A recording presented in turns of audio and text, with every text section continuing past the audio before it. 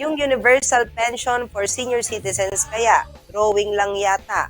Dami ng natoda, 70 plus na di nakatanggap ng pension. May mga ID naman kumpleto, lugi pa sa abuloy pag may namatay na kasapi ng senior.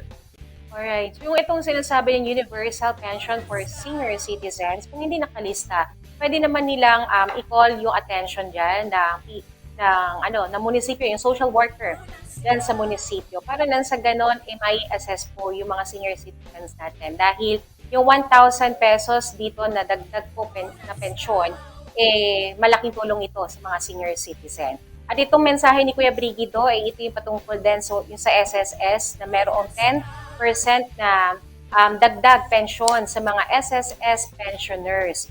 Pagka ikaw ay retirado at syempre ikaw ay disability pensioners at 5% naman sa mga survivor pensioners. So, yun po, kung hindi pa rin sa inyo yung sa Universal Pension for Senior Citizen, punta lang kayo sa munisipyo